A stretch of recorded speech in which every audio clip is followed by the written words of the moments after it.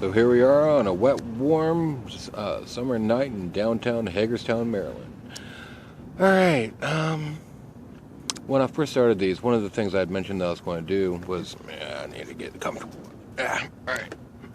There you go, close up of my bald ass head. All right. So one of the things I mentioned I was going to do is talk about things that people say. So I have the one in my cab. And we're talking just auto chit chat, and I happened to mention that I'd spent my summers in Puerto Rico when I was a kid, and she was, and we're talking about, I'm telling her about it, and it's all good, and there's this this elderly woman and a couple other people in the cab at the time, and we're talking, and she asked me, well, how much would it cost for you to take me to Puerto Rico? And I looked at her, kind of sideways, thinking maybe she was joking. It'd be funny. But she was being serious. I'm like, ma'am, I can't take you to Puerto Rico. And she immediately got a little bit huffy, and she looked at me, and she's like, what, is my money not good enough for you? Ma'am, Puerto Rico is an island. I can't take you there. Well, there are bridges.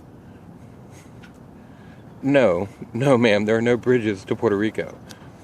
And she sits there and, she kind of huffs a little bit. And the people in the back seat, I look at them in the rearview mirror, and they're looking at her like she just took a loud, greasy dump right there in the seat. Just that complete disbelief.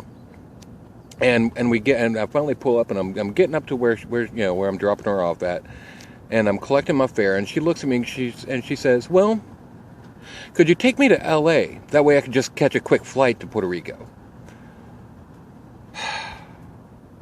Ma'am, get out my cab, because your stupid might be contagious. Yeah, I did make a friend that night. But it was funny. It was an interesting story. And now you have an interesting story too. All right, well, I'm probably going to get called in to start my morning runs.